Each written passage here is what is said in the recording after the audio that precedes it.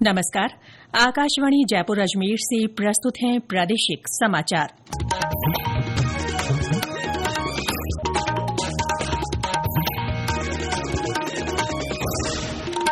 मुख्य समाचार। प्रधानमंत्री नरेंद्र मोदी आज नई दिल्ली में इंडिया मोबाइल कांग्रेस का उद्घाटन करेंगे। मुख्यमंत्री भजनलाल शर्मा ने गैंगस्टर्स के विरुद्ध अभियान चलाने के निर्देश दिए। आगामी त्योहारों को देखते हुए विशेष सतर्कता बरतने को कहा।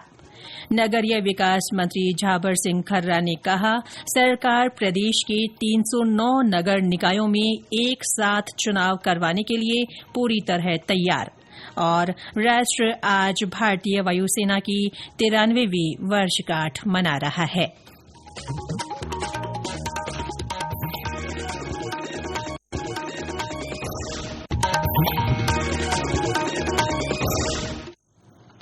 समाचारों के साथ मैं रितिका गुप्ता और अब समाचार विस्तार से।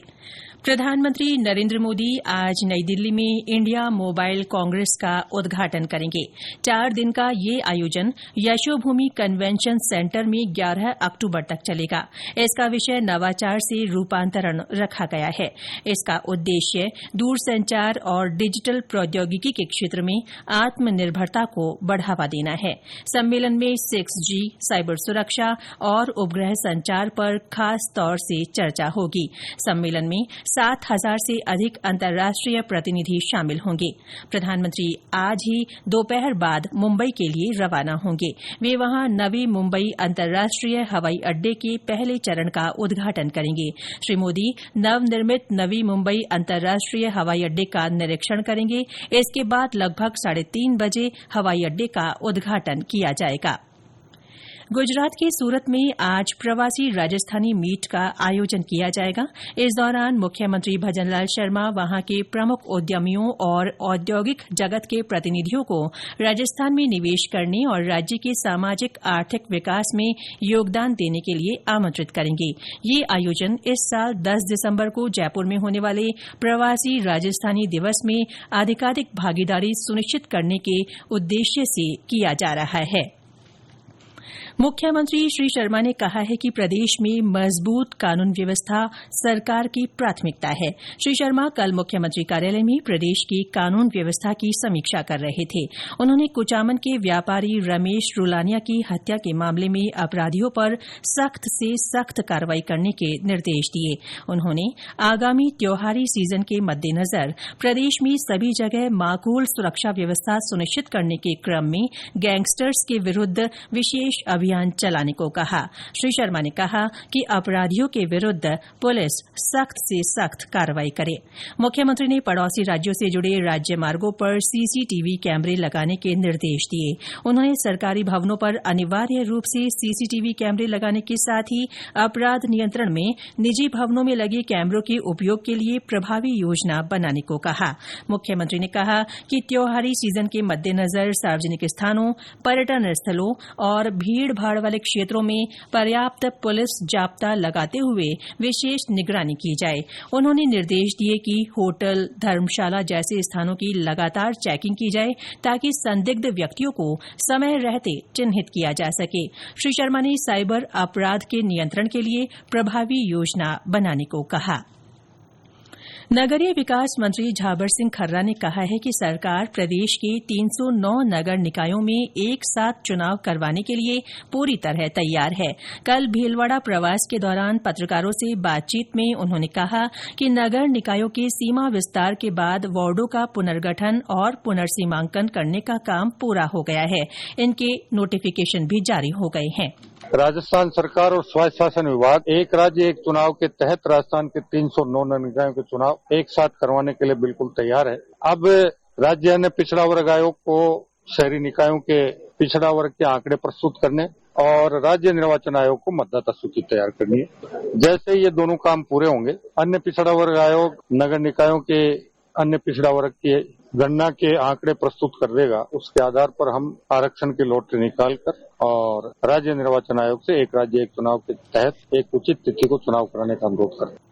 श्री खर्रा ने कल भीलवाड़ा नगर निगम परिसर में चल रहे शहरी जनसेवा शिविर का अवलोकन भी किया और लाभार्थियों से संवाद किया। ये समाचार आकाशवाणी जयपुर अजमेर से प्रसारित किए जा रहे हैं। प्रादेशिक समाचार बुलेटिन आप हमारे x handle @AIRnews_Jaipur, YouTube channel Rajasthan AIR news और फेसबुक AIR न्यूज राजस्थान पर भी सुन सकते हैं। साथ ही आप हमारी वेबसाइट news.air.gov.in पर भी समाचार सुन सकते हैं और संबंधित फोटो तथा वीडियो देख सकते हैं। जयपुर अजमेर हाईवे पर दूदू के पास कल रात करीब 11 बजे एक ट्रक से टक्कर के बाद LPG सिलेंडर ले जा रहे ट्रक में आग लग गई। टक्कर के बाद एक गैस सिलेंडर फटने लगे। हादसे में ट्रक ड्राइवर जिंदा जल गया जबकि 2-3 लोग मामूली झुलस गए। हादसे के बाद पुलिस और प्रशासन के आला अधिकारी मौके पर पहुंचे और आग बुझाने का काम शुरू हुआ। उप मुख्यमंत्री प्रेमचंद बैरवा ने भी करीब 12 बजे घटनास्थल पर पहुंचकर स्थिति का जायजा लिया। करीब 3 बजे आग पर काबू पाया गया।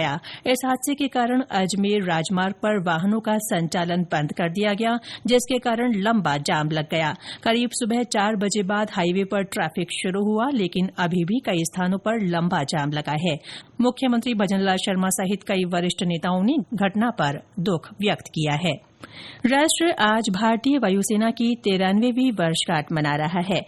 वायुसेना ने वायु शक्ति के ऐसे दृष्टिकोण की शुरूआत की जिसने आने वाले दशकों में राष्ट्र की रक्षा को आकार दिया। इस अवसर पर प्रमुख रक्षा अध्यक्ष जनरल अनिल चौहान, सेना प्रमुख जनरल उपेंद्र द्विवेदी, नौसेना प्रमुख एडमिरल दिनेश के त्रिपाठी और वायुसेना प्रमुख air chief marshal Amarpreet Singh ने आज नई दिल्ली स्थित राष्ट्रीय युद्ध स्मारक पर वीरों को श्रद्धांजलि अर्पित की।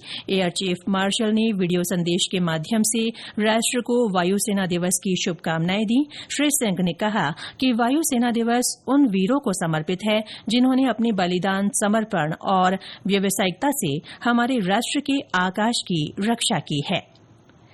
पाली में मानसून के बाद प्रकृति और हरियाली सहित विभिन्न प्रजातियों के जीवों को देखने के लिए रेलवे की ओर से Marwar junction Khamli Ghat valley queen metre gauge heritage rail सेवा के संचालन को आज से अगले साल 31 मार्च तक बढ़ा दिया गया है। हमारे संवाददाता ने बताया कि इसे लेकर पर्यटकों में उत्साह है। रेल सेवा के विस्तार के साथ ही इसमें एक ऐसे एग्जीक्यूटिव 2 मीटर गेज डब्बे और एक पावर कार होगी। पर्यटक रेल सेवा के माध्यम से प्राकृतिक सौंदर्य में गरम घाट की खूबसूरत वादियों को, ऊंची पहाड़ियों को, बादलों के डेरे और झरने को निहार सकेंगे और विभिन्न प्रजातियों के जीव जंतु को देख सकेंगे। यह रेल 2 सुरंगों से होकर गुजरती है और 172 छोटे मोटे बड़े पुलों को पार करती है। वैली क्वीन हेरिटेज रेल सेवा पर्यटकों के लिए आकर्षक बनाने के लिए रेलवे ने इसके संचालन को अवधि को बढ़ा दिया है। इसे लेकर पर्यटकों में खुशी की लहर है। विशारद जोशी, आकाशवाणी समाचार, पाली। बाड़मेर में आज से थार महोत्सव शुरू हुआ। महोत्सव का शुभारंभ शोभा यात्रा के साथ हुआ। महोत्सव के तहत रंग रेगिस्तान की थीम पर विभिन्न सांस्कृतिक कार्यक्रम हो रहे हैं। ब्यौरा हमारे संवाददाता से। शोभा यात्रा गांधी चौक से रवाना होकर स्टेशन रोड और अहिंसा चौराहे से होते हुए आदर्श स्टेडियम में आकर संपन्न हो रही है। यहाँ पहले गैर नृत्य की प्रस्तुति दी जाएगी। इसके बाद थार श्री, थार सुंदरी, मूंछ प्रतियोगिता, ढोल वादन, रस्साकशी और पनिहारी मटका दौड़ जैसी रोचक प्रतियोगिताओं का आयोजन किया जाएगा। आदर्श स्टेडियम में आज आयोजित सांस्कृतिक संध्या में लोक कलाकार गायन, वादन और नृत्य की बेहतरीन प्रस्तुतियां देंगे। जसवंत सिंह रूडी, आकाशवाणी समाचार, बाड़मेर। पाली में कल से जिला स्तरीय विज्ञान मेले की शुरूआत हुई। इसका आयोजन चीमाबाई संचेती राजकीय बालिका उच्च माध्यमिक विद्यालय में किया जा रहा है।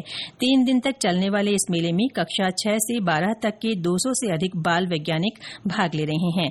इन विद्यार्थियों ने सतत कृषि, अपशिष्ट प्रबंधन और प्लास्टिक के विकल्प, हरित ऊर्जा, उभरती प्रौद्योगिकी और प्लास्टिक प्रदूषण कम करने के विषयों पर मॉडल बनाए हैं। उधर जैसलमेर जिले के स्वामी विवेकानंद राजकीय मॉडल विद्यालय में जिला स्तरीय विज्ञान मेला लगाया गया।